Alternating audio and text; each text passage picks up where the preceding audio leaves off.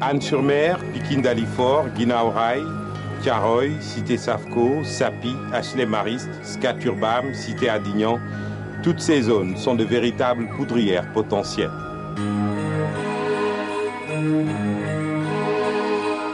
En effet, dans ces quartiers, des habitations, des commerces ou encore des garages de mécanique jouxtent les pipelines de la SAR ou les centres de stockage des compagnies pétrolières, alors que d'autres sont à proximité des pylônes de 30 000 ou 90 000 volts. Depuis quelques années, la poussée démographique a conduit à une réelle crise du logement à Dakar, au point qu'aujourd'hui, le moindre lopin de terre sert d'habitation au mépris des règles de sécurité les plus élémentaires.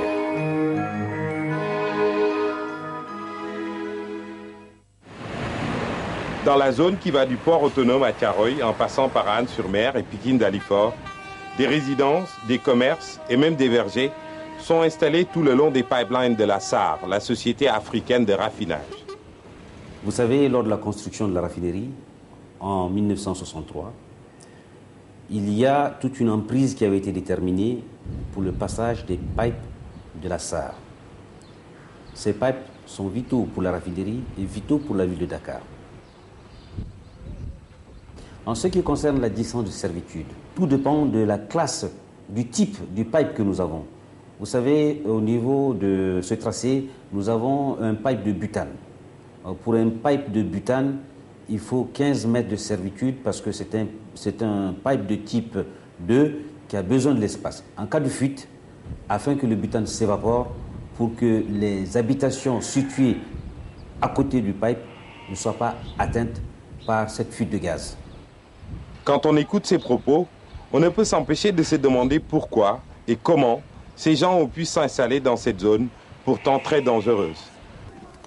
Comme ici, à la cité Safco, à Thiaroye, où les résidences sont construites presque sur le pipeline, à moins de 2 mètres. Là, c'était un terrain vide, une zone de servitude. Donc, les enfants jouaient là.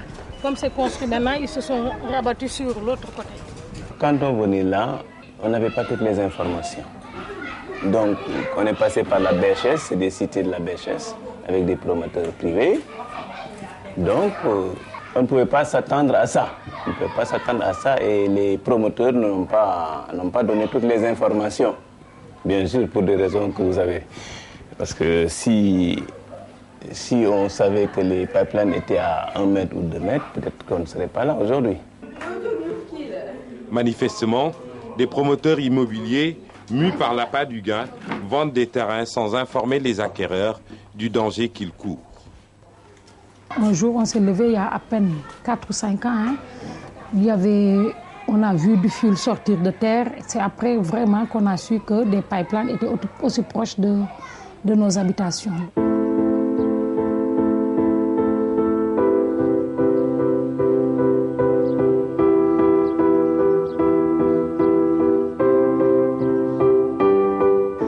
Vraiment, on a commencé à faire des investigations pour savoir ce qu'il y avait en dessous. Quand ils sont venus, les gens de la SAR quand même nous ont rassurés. Ils nous ont dit que ça ne présentait pas un grand danger. En effet, selon plusieurs spécialistes, le fioul ne serait pas trop dangereux parce que peu inflammable. Mais de là à penser que cette substance ne représente aucun danger, il y a un pas à ne pas franchir. Je dis qu'il faut mettre une bonne volonté pour mettre du feu à des fioul lourds. Il faut même les chauffer des fois. Mais bon, disons que le risque potentiel existe, il est là. Par contre, ça sera quoi? Ce sera des nuisances par des fumées. Mais il n'y a pas de risque d'un produit toxique hautement dangereux quelconque. Tous les produits qu'on a là ne représentent pas une toxicité de par le jour où ils brûleront. Par contre, bon, ça sera déplaisant parce que ça va être des fumées noires, des choses comme ça. Je pense que si on devait avoir un bac qui brûle, si le bac brûle vraiment, je pense que d'abord on aura besoin de l'intervention des pompiers et que les pompiers prendront des périmètres de sécurité. Peut-être qu'on demandera aux riverains les plus proches d'évacuer le temps de bien maîtriser cet incendie. Malgré les assurances de ces pétroliers, la question se pose de savoir si ces maisons installées là sont vraiment à l'abri d'une catastrophe. Rien n'est moins sûr, car même si ce centre n'est plus qu'un lieu de stockage d'hydrocarbures lourds comme le fioul, il ne faut jamais oublier que le risque zéro n'existe pas. Il y a plusieurs types de dangers.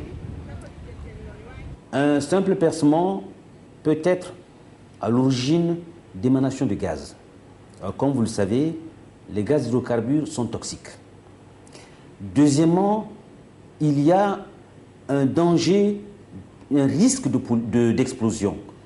Parce que qui dit pipe de butane, tout le monde connaît le butane, et s'il s'avère que des individus mal informés, des gens qui ne sont pas au courant de ce que représente une fuite de butane, aillent sur le site pour percer les pipes, et avec une source de chaleur à côté, c'est l'explosion. Là, on ne parlera plus de dizaines ou de vingtaines de blessés, mais on parlera de centaines de morts.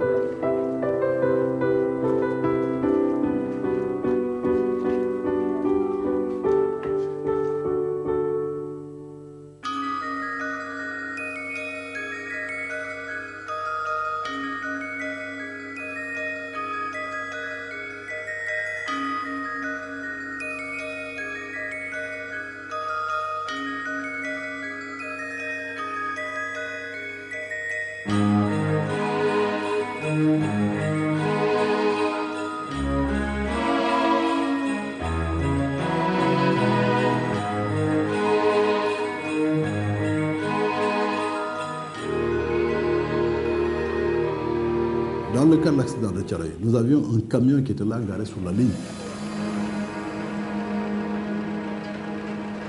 Parce que la ligne MT, comme nous avons à l'expliquer, lorsqu'elle se coupe, dès qu'elle touche terre, elle est déclenchée. Parce qu'il y a des dispositifs de surveillance de cette ligne-là qui enregistrent un courant de terre et qui disent donc il y a un défaut, il faut déclencher la ligne. À Thiaroye, il n'y a pas eu ce déclenchement parce que la ligne s'est coupée et est restée sur un camion qui était là garé.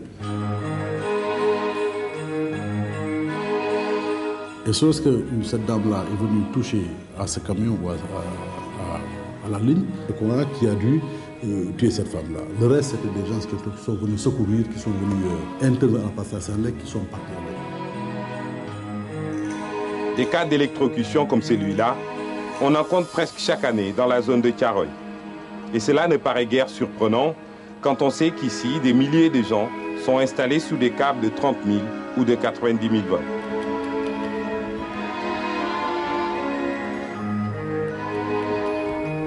Ici, par exemple, entre la ligne de 30 000 volts et la route nationale, aucune construction ne devait être édifiée. Et pourtant, les câbles rasent les maisons et chacun vaque à ses occupations en toute insouciance.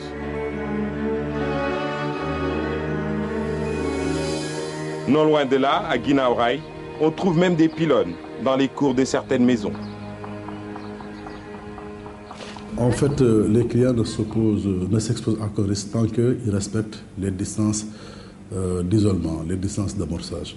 Cela veut dire qu'il faut éviter d'être en moindre tension, à moins de 50 cm de la ligne, à moins de 2 mètres en 30 000 et à moins de 3 mètres en haute tension. Tant qu'on est en dehors de ces distances, il n'y a aucun problème. Mais quand on est en dessous de ces distances-là, on peut être électrocuté. Les lignes également, il existe ce qu'on appelle des servitudes. C'est des bandes plus ou moins larges, de 50 mètres pour la haute tension et de 7 mètres environ pour la moyenne tension, à l'intérieur desquelles il ne faut pas s'installer. Il ne faut pas construire, il ne faut pas s'installer. Malheureusement, au Sénégal, très souvent, les gens ne respectent pas les servitudes. À Anne également, plusieurs cités, mais aussi des constructions individuelles, se trouvent juste en dessous de câbles de 90 000 volts. Et sur le poste même de la Sénélec sont installés des commerces et des ateliers. Insouciance ou inconscience, on ne saurait le dire, mais une chose est sûre, ces gens sont exposés à des dangers permanents. Mais le comble, c'est la situation qui prévaut à l'avenue Jean Jaurès, où se trouve le poste de secours de la Sénélec, dit des Madeleines. Ici, des cantines sont construites contre les parois du poste, mais aussi sur des câbles de 6600 et 30 000 volts, essentiels pour l'alimentation en énergie du plateau. Ça veut dire quoi? Ça veut dire que si demain il y a un problème, d'abord, ce problème-là risque d'affecter l'ensemble des grands immeubles de Dakar. Les immeubles, c'est SDH, c'est l'immeuble Sokhna Anta, c'est l'immeuble Kébé. C'est également toutes les banques qui ne sont pas alimentées, c'est tous les grands hôtels, c'est la zone du mall de pêche, c'est la RTS, c'est l'hôpital principal, l'hôpital Dantec, c'est le Conseil économique et social, c'est l'Assemblée nationale, c'est le Petit Palais. Donc tous ces gens-là, sans compter tous les autres clients qui risqueraient tout simplement d'être coupés de toute alimentation pendant un temps très très long. Parce que, en fait, pour réparer un câble de 30 000, un câble souterrain, généralement, c'est des délais qui vont de 8h à 10h30. Mais dans le cas d'espèce, ces délais seront beaucoup plus longs parce que, dans tous les cas, il faudra certainement casser quelques cantines pour accéder au câble qui est défectueux. Il y a donc de quoi s'alarmer au vu des risques que courent ces commerçants établis à même le poste et surtout au vu des risques qu'ils font courir aux populations et établissements du centre-ville. Ici comme ailleurs, les commerçants ne semblent pas conscients du danger que représente la proximité de ce poste. Mais une question s'impose, comment ont-ils pu s'établir là, à cet endroit? Ce n'est pas des constructions spontanées. Parce que si on a une construction, c'est uniforme. Ce qui veut dire que on l'a fait de manière légale. Ce sont des autorités qui l'ont fait. Des gens, des citoyens comme vous et moi, ils sont trimés pour investir ces biens. Ils l'ont acheté cher. Parce que ici, il y a 15 millions de places, il y a 6 millions, il y a 9 millions, il y a 8 millions, il y a 22 millions. Mais que faire? Laisser ces commerçants ici comme si de rien n'était, ou plutôt chercher à les reloger? Finalement, ce n'est pas à nous de faire la police. Nous, tout ce qu'on peut faire, outre le fait qu'on peut refuser l'alimentation à ces abonnés, nous portons éventuellement la chose devant l'autorité. Nous avons écrit et nous continuons à écrire au niveau du ministère de l'Intérieur, à la préfecture, au sous-préfet. Nous avons écrit à la direction générale de l'urbanisme et de l'habitat, mais rien ne s'en faut parce que les gens continuent à construire sur le tracé des pipes.